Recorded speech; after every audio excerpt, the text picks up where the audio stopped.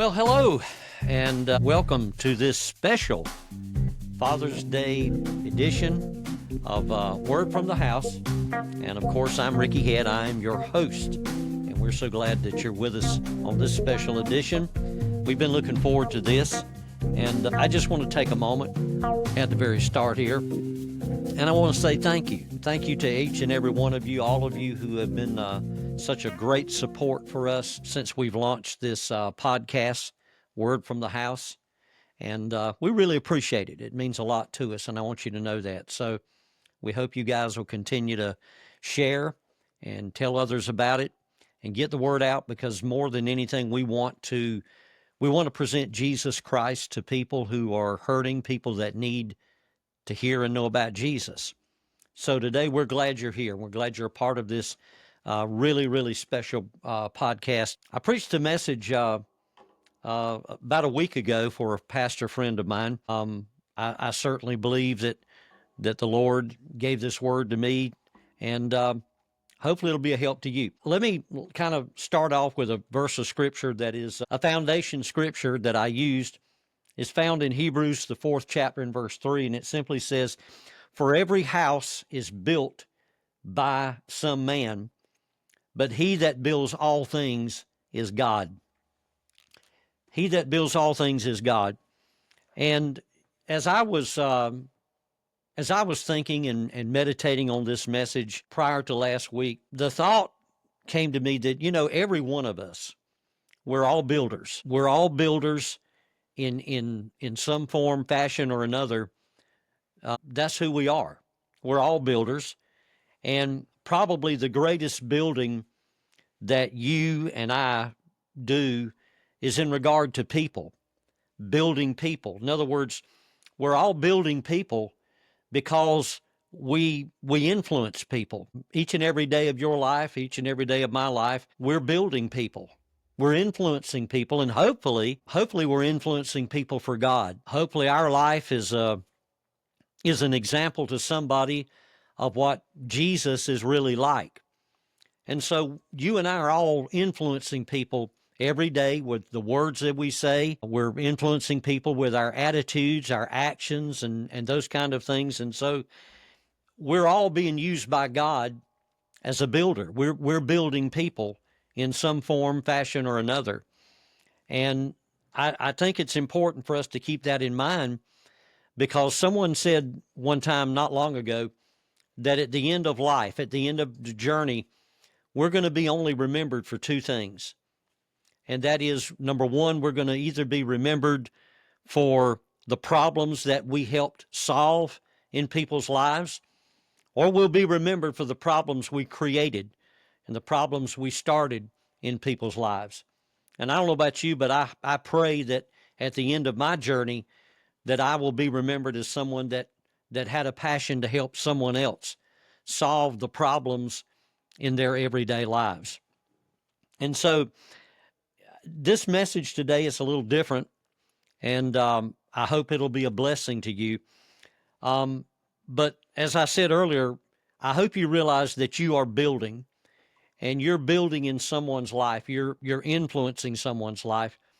And at the end of the day, it may be your children, it may be your grandchildren, and it could very well be someone else's child, someone else's children. So at the end of the day, we're building people, and we're influencing people's lives. And I pray that it's for the good and not the bad, but it's actually for the good. So I hope you will take that to heart, that you are a builder and you are building. And I think every one of us can agree that God is the greatest builder of all, and God builds people. Praise God, He does build people. But I'd like to address the area of God building a father. So this message today, I've entitled it, "If I Could Build a Father." If I could build a father. And so I want to give you what I believe three very important aspects of building a father. If I could build a father. The first one is this: if I could, I would build a patient father. I would build a patient father. I think every one of us that are fathers, every one of us that are grandfathers, every one of us that our husbands. I think we all realize it takes patience. You got to have patience to be a father. And you got to have patience to be a grandfather. You got to have patience to be a husband. You got to be patient, man. You got to have patience. And thankfully, when we got born again, thankfully, God deposited patience on the inside of us. So we have patience on the inside of us. And it's a matter of us believing that and then acknowledging the good things that are in us, that dwell in us in our born again spirit. That's how our faith becomes effective. And so if I could, I would build a patient father. And I'm reminded of a story that I believe is a really beautiful story when it talks about patience. The story goes that there was this father who had a 6-year-old son, and he was really concerned about the length of time that it was taking for his 6-year-old son to get from school back home every day. And he just couldn't understand what is going on. Why is it taking him so long to get home? So the father decided he was going to find out. So what he told his wife is that he was going to drive to school one day, park his car, and then walk from school back home. And then at the end of the day, he and his wife would go pick his car up. So he said he made that trip and he walked home. So when he got home, he said, okay, 20 minutes. That's what it should take my son, my 6-year-old child. 20 minutes is what it should take him to get home from school. So the next day, again, his little boy, 6-year-old son, comes home. He's an hour late again. So the father's like, what is going on here? So he said, I know what I'm going to do. Tomorrow, I'm going to meet him at school, after school, and I'm going to walk home with him and see what's taking so long. So he tells his wife, you can carry me back to get to my car later. So that afternoon, he and his son, they leave school, and they're on the way home. And so the story goes down, and it ends this way. The father said that the 20 minutes that he believed it should take his son to get home from school was right. It should. But on the journey home, the father said, but there were some things that I failed to take into consideration. He said, first of all, I failed to take into consideration some important little side trips that my 6-year-old son was taking. He said, I didn't take into consideration how long it took for a little 6-year-old boy to spot a trail of ants and then to follow that trail just to see where the ants were going. And then he said, I also failed to take into consideration there was an educational side trip that this 6-year-old boy would take, and that was to watch an elderly man get out of his car and change a flat tire. And then he said, I forgot what it would take, how long it would take a 6-year-old boy to walk past 6 telephone poles and, put his arm around or one arm around it and then swing around the pole a few times. Didn't think about that. And then finally he said, I didn't consider how long it would take a 6-year-old boy to get acquainted with 2 stray dogs and a little brown cat. The story ends in short with this. The father said, at the end of the day, I failed to consider and remember what it was like to be 6 years old. I don't know about you, but to me, that is a beautiful little story. Because how many of us over the period of our life, we get so busy with things that we forget what it was like to be 6 years old.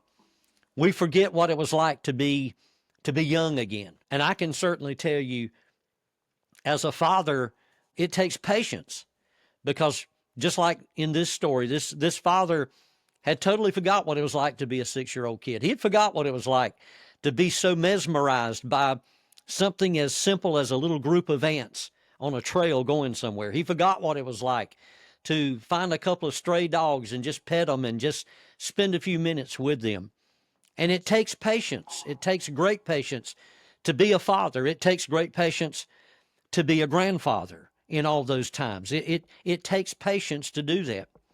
The Apostle Paul said something really interesting that I believe is interesting over in the book of 1 Thessalonians in chapter 5, verse 14. Paul said, this is from the New Living Translation, he said that we need to always be mindful to be patient and to be patient with everyone.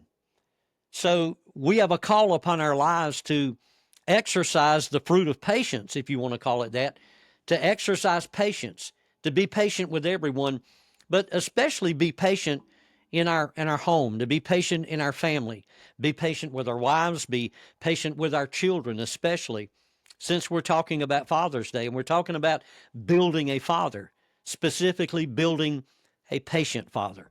It takes patience to be a father. You know, a survey was done years ago. I don't really know who did the survey, but they conducted this survey and it said that your parenting style, the way you parent and raise your children, can have a tremendous effect on how your children develop. It actually said that your parenting style can affect your child not just emotionally and mentally, we know that can, but it also said that how you parent your child can also affect them physically, how they grow up and develop as a child because of the way they're brought up in a home by a parent, let's say, that is patient versus a parent that is not patient. So I think it's important for us to remember how important it is to be a patient parent, to be a patient father, to be a patient grandfather, to be a patient husband, if you will. It takes patience. And that's where we have to trust and rely on God to strengthen us and exercise patience that we've already got on the inside of us. So I challenge you today, fathers, be patient. Exercise patience with your family. Be a patient father. I can look back over my life and honestly say that I was very blessed to have a patient father who was very patient with me. Many times I look back over my life and had I been my father, I don't know that I would have been that patient with me, but thank God he was. And I'm really grateful that God blessed me to have a patient father and a patient mother. I was able to see that in my father, and I'm grateful for that. To this day, I'm very grateful to have a patient father. But there's also another kind of father that if I could, I would build a father. If I could, I would build a godly father. I think that goes without saying, but yet is so true that if I could, I would build a godly father. You know, I can remember back when our two oldest grandchildren, Parker and Gabe, who now, my goodness, they're growing up so fast. Parker's 18, Gabe's, 15 now? But I can think back when they were real small, when they were probably, I don't know, maybe 4 or 5 years old, and they would come stay with us for a day or two and spend time with us. And they would come and they'd spend time watching, I think it was the Mickey Mouse Clubhouse or something like that. And while they were watching that and entertained with that, I'd be sitting over in my favorite reading chair and I'd have my Bible out and just be reading. And I remembered Parker would come over and he would say, "Hey, grandfather, what you doing?" And I'd say, "I'm just studying, buddy. I'm just studying." And he would like, I want a Bible. I want a Bible. So I'd get him a Bible and he'd sit down. And I remember this one day, he took a Bible and he sat down in the floor and he found an old pair of my reading glasses and he put them on. He started opening this Bible and all he had on was a little pair of short pants. It was summertime, a little pair of short pants. And he opened the Bible and all of a sudden he just started like, "Okay, y'all, glad y'all here today. We're going to have a good day. Y'all going to have a good day? We're going to have a good day," like he was preaching. And it was funny and we laughed and everything. But in reflecting on that, it told me that here he was seeing something that was godly that made an impression on him. And I want to say that it wasn't just because of what he saw in me, his grandfather, but I want to say it was also because of what he saw in his father. His father, also a godly father, he saw that in his father. He saw his father doing godly things, not just at church as an associate pastor or some type of an administrative pastor, but he also saw this in his father setting godly examples around home, being a godly father at home. And so if I could, I'd build a godly father. I'd want to have a godly father, and I would build a godly father. I can remember that in my father. He was a godly man, and he loved Jesus more than anything in this world. And as I was thinking about a godly father and how important that was, I thought this was really interesting. You remember the CBS program that came out years ago? It was called 48 Hours. I assume it's still on television. I don't know. But they had this special segment on one night that they were doing this investigation into the lives of children who were born and children of some really famous individuals. And so in this particular program, they were talking about how the children were influenced by their parents growing up, being a child of a famous parent. And so in this one particular broadcast, they were interviewing a man by the name of James Raymond, and he's the son of a really famous individual. Now, you may not know who James Raymond is. It may not ring a bell with you. And before this night, I didn't know who James Raymond was. And so you would never know James Raymond. You'd never know, know who his famous father is by his name. And the reason for that is because James Raymond was adopted shortly after he was born. And then he was raised by a family out in California. And they kept his adoption. They kept all of that in his birth records and everything. They kept all of that secret until he turned 31 years of age. And when James Raymond turned 31 years of age, he found out and discovered who his real biological father was. He found out his father, his biological father, was a man by the name of David Crosby. Now, you still may not know who David Crosby is, but David Crosby is the founding member of the group Crosby, Stills, and Nash, an old like folk rock group, if you will. But that was his father. But what was so interesting about this particular report was that James Raymond's habits, his preferences, his attitudes, things he liked and disliked, they were more closely related to his adoptive parents than to his natural father. His behavior, his beliefs, all those things, they reflected more of the parents that raised him, what came out of them, rather than what was his biological father. And so that was really powerful to me. That really spoke something and said something to me. And it said to me that actually example can be more powerful than heritage. Having a godly example for someone can actually be more powerful than maybe what someone inherited in their life growing up. So having a godly parent there meant something to this young child. All of a sudden here he had parents, and his attitude, his likes, his beliefs and behavior and all of those things, it reflected what he saw in these adoptive parents who weren't really his biological parents. And so that made an impression upon him, because this was an example that he was getting from them and not from his real father. So having a godly father made an impact on him. And I really believe having a godly father can make all the difference in the life of a child. Having a godly grandparent can make a huge difference. I remember during times when I was real small, I would spend time with my grandmother, and she was a godly woman. I remember she had this really huge black Bible, and she used to love watching Oral Roberts, and I remember staying with her, and she'd have that black Bible, and I stayed with her and saw so much in her, godliness in her, that I can remember she had this old, I can't remember what it was called now. It was like a step stool, if you will. You could sit in it, but it had legs that folded out, if y'all know what I'm talking about. But I'd take this thing and use it as a pulpit, and I'd take that big black Bible and pretend I was preaching, and I'd mock Oral Roberts, if you will, and do stuff like that. But it was a godly example. And so how important is that for a godly grandfather, a godly father, a godly husband, if you will, to set for his family, to set for his children? And I talked about Parker a moment ago and how, he observed some things that impressed upon him. Well, I can remember that same day while Parker was preaching from the Bible, and pretending to preach or whatever. And I can remember Gabe, we called him Gabe, his name is Gabriel. He was a year younger and he was a little smaller, and he saw this and he wanted to get involved in it too. So he got up and he went to another room. I didn't know what he was doing.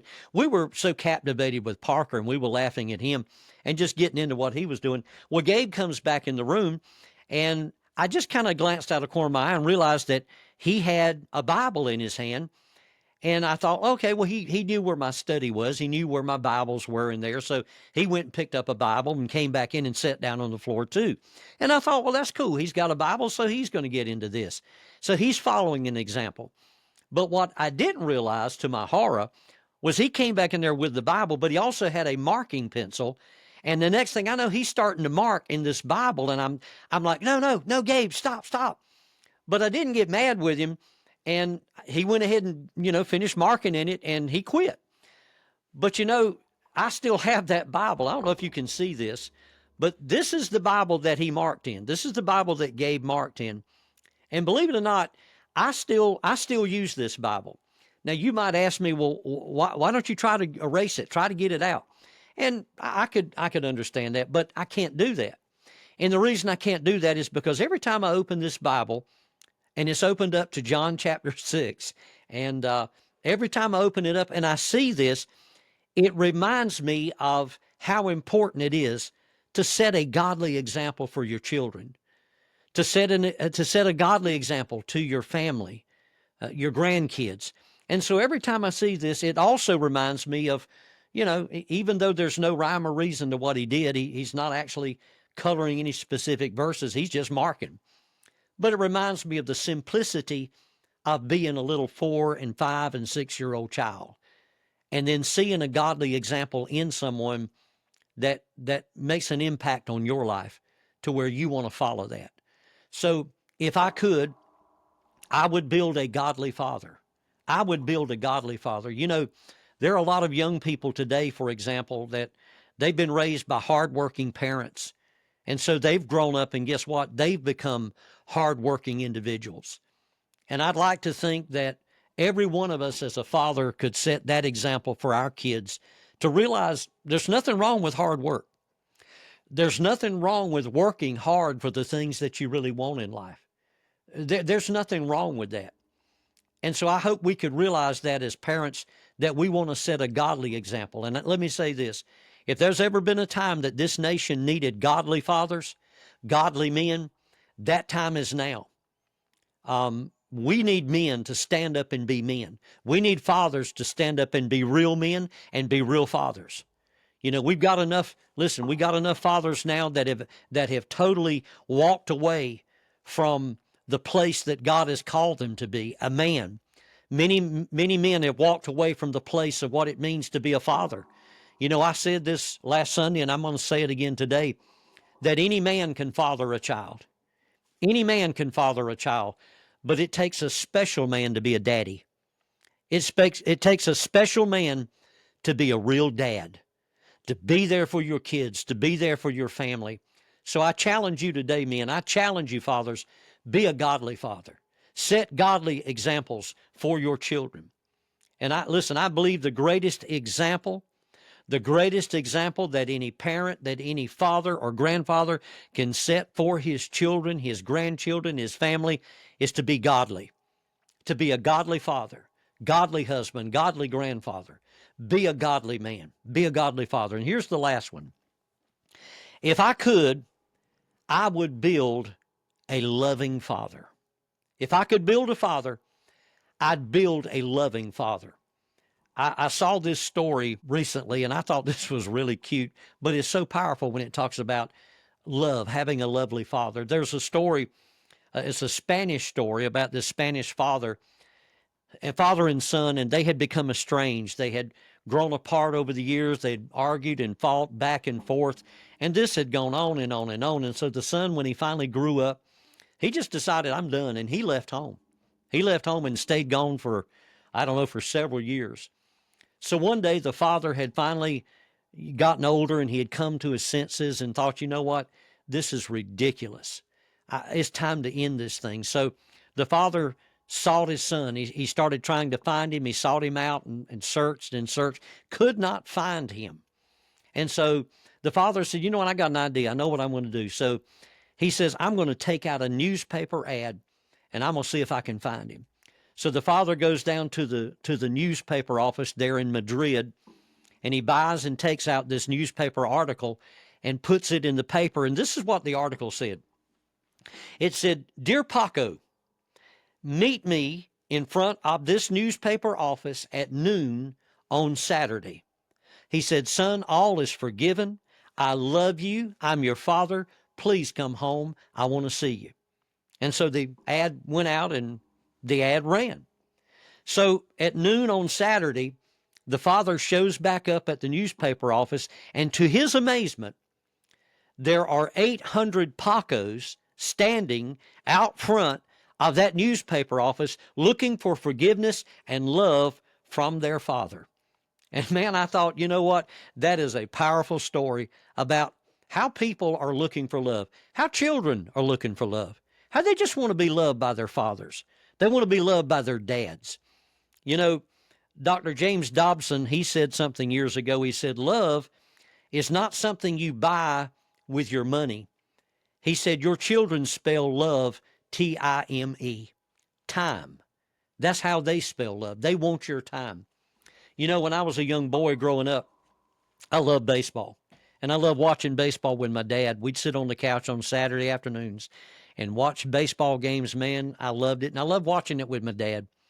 And I can remember one Saturday. I mean, we were just watching a ball game, and my dad, he was getting into that game, and he had a glass of Pepsi Cola, and he got so into that game that he kind of forgot, and he kind of lifted his arms to celebrate a hit or something. I can't remember what it was, but Pepsi Cola went flying everywhere, and he just kind of he just kind of grunted like.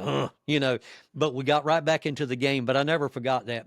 But I always loved baseball, and I remembered there was this baseball player by the name of Harmon Killebrew. Harmon Killebrew used to play baseball for a team named the Minnesota Twins. And Harmon Killebrew, he said that he never forgot that during the summer months especially, his dad would always go out in the yard and they'd play baseball together out in the yard. And he said that Harmon Killebrew said, my mom would always come and holler out the back door. She'd say, "You guys, y'all are tearing up the grass." And he said, I never forgot that my dad would always turn and look at my mom and say, "Honey, we're not raising grass, we're raising boys." And I thought, you know what? That is so true. That is so powerful about having a father who recognizes what it means to love his kids and to be there for them and to participate in the activities. Because listen, you and I both know this as fathers, as parents and grandfathers, man, we know they're not going to stay little long. They're not going to stay little very long at all. So don't forget those times. So if I could build a father, if I could build me, I'd build me with more love. I'd build me with more patience. I'd build me with more godliness to be a better father. And if we fathers had a prayer, this would be the prayer. Father, make me a better father. Make me a more patient father. Make me a more godly father, and make me a more loving father. And guys, I said this last week and I'm going to say it again. If you're a father of a child, if you're a father of a daughter, I'll say it that way, be the kind of man that your daughter would want to marry. Be the kind of man that your daughter would want to marry. Because listen, the greatest thing a father can do, okay, the greatest thing a father can do for his children is to love their mother. That is the greatest thing that a father can do for his children, is to love their mother. I want to wind this thing up with a story that I heard many years ago, and it's so appropriate, and it goes with this particular message about building a father, if I could build a father. So listen carefully to this, and hopefully, maybe just hopefully, it'll ring a bell with you as well. There was a little boy, and one day he asked a question. He asked his dad, he said, "Daddy," he said, "can I ask you a question?" And the little boy said, "Yeah, son, sure, go ahead and ask." So the little boy said, "Daddy, I just want to know, how much do you make an hour?" So the dad thought, he said, "That's really none of your business, but why do you ask that?" And the little boy said, "I just want to know, Daddy. I just want to know, how much do you make an hour?" So the father, he's kind of getting perturbed up. He said, "Well, if you really need to know, I make $100 an hour." So the little boy kind of, hung his head down. And he said, "Oh," he said, "Well, Daddy, could I borrow $50?" So by this time, the dad's really getting perturbed. He said, "Really? Are you serious?" He said, "You're asking to borrow money from me. He said, let me tell you something. If you're asking to borrow money from me for some silly toy or some silly game, you can just march yourself up them steps and you can go to your room and you can go in there and shut that door and think about how selfish you're acting and how selfish you're being to ask me a question like that. He said, listen, son, I work hard for this family. I work hard and provide for this family. And you know, I come home and this is the respect I get. This is how I'm treated. He said, no, you go to your room and you think about this. So, you know, the little boy, he said, okay. He said, all right. So the little boy, he gets up and he goes upstairs and he goes to his room and shuts the door. So while he's doing that, the father just sits there in the chair in the living room for a few minutes and he starts thinking to himself. You know, he's kind of calming down a little bit. And he said, I cannot believe he asked me that question. He said, I just don't understand why. He said, how dare he ask me a question like that? So about an hour passed and the father's kind of calming down now. And he says, you know, he said, maybe, just maybe there was something he really needed that $50 for. He doesn't normally ask me for money at all. So I don't know. I don't know what the deal is. And maybe there was a reason. I don't know. So the dad gets up and goes upstairs and he goes to his son's room and opens the door and he says, son, he said, are you asleep? And the little boy says, he says, no, Daddy, I'm not asleep. I'm awake. I'm here. I'm not asleep. And so the father says, look, son, he said, I've been thinking. I've been thinking about some things. And he said, maybe I was a little bit too hard on you. I was too hard on you. And it's been a long day. It's been a frustrating day. And I took out my frustrations on you. And I'm really sorry, son. I really am. So, you know what? Here's the $50 that you asked for. And he pulls it out and gives it to his little boy. And about that time, the little boy jumps up in the bed, you know, and he takes his pillow and flips it over. And all of a sudden, he starts pulling out these crumpled up dollar bills, just pulling one out right after another. And the father sees this. And I mean, all of a sudden, he starts getting angry again. And he can't understand, you know, what in the world is going on as this little boy is pulling out all these, you know, crumpled up dollar bills. And so the dad's getting angry, and little boy's counting all this money. And all of a sudden the dad says, hey, I want to ask you a question. He said, why do you want more money if you already had some? And the little boy says this. He said, because, Daddy, I didn't have enough. He said, but now I do. He says, Daddy, now I've got $100. He said, Daddy, can I buy an hour of your time? Can I buy an hour of your time? And he says, Daddy, please, come home early tomorrow. I would love to just play catch with you again in the yard. Can I buy an hour of your time? I've got the money now. Come home early tomorrow, Dad. I just want to play with you tomorrow. I just want to play with you and spend some time. So at this point, you can imagine the father was absolutely devastated. He was crushed. He put his arms around the little boy and he just began to weep uncontrollably, crying and begging for forgiveness again.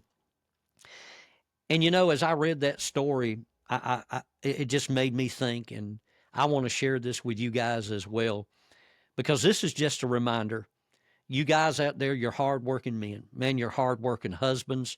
You're hardworking fathers and grandfathers. But it's a reminder to you guys. Listen, it's a reminder that in life, you work hard, provide for your families, and that's commendable. That's great. But listen, guys, don't you dare let time slip through your fingers without dedicating special time, special moments and memories with those who matter the most to you. Listen, let me assure you of something. That company that you work for, that job that you're doing, let me assure you, at the end of your life, when it comes to the end of your life and you're done on this earth, I promise you that company, that job, they'll replace you within a few days. But the people that you leave behind, all they're going to have left are your memories. That's all they're going to have, are memories of you that they can cherish, and that's all they'll have, but they'll be there for the rest of their life. Let me tell you something. My dad went home to be with the Lord the week before Christmas in 1986. And for me, that's just like it was yesterday. That's how much I miss him. But I can tell you, I cherish the memories because my father was a good man. He was a godly man, patient man, and he was a loving father. He loved my mother, and he loved me. And there are days I miss that man. I don't, I don't mind telling you. I miss my dad. This will be another Father's Day that I miss him. But I know he's with the Lord, and I know I'll get to see him again. Just a few weeks ago, I don't know why, but I had this thought of, I just wish I could play catch with my dad again. Sorry, folks, I didn't plan to do this. But take time to be with those that you love. Don't let that moment pass you by. Please don't let it pass you by. Love your family, love your kids, your grandkids. And kids, grandkids, let me tell you, love your dads, love your fathers, love your grandfathers, love your husbands, wives, because they won't be here forever. Don't let this weekend, don't let this Father's Day go by without letting those that you love know how much you care for them and love them. Don't let it just be lip service. Let it be real. Hey, listen, I appreciate you guys tuning in. If you want raw and you want real, guess what? You got it today. You got it today. I'm not going to ask you to forgive me for being real because this is just me. I wanted this thing to be real, and it is. But again, I want to thank y'all for sharing your time with us. It means the world to us. It really does. And again, like we say each week, please engage with us. Give us some feedback. Reach out to us. Communicate with us. Let us know some things you love about our podcast, our ministry. We share it with somebody. Connect with us. Reach out to us. It would mean the world to us. Like it. Follow us. Check out our webpage. There's some great things on there. We've got some great life nuggets. We thank you for being a part of the body of Christ, but we also thank you for being a part of Ricky Head Ministries. It means the world to us. And we trust you have a great Father's Day. We're praying for you, and we'll talk to you guys again. See you soon.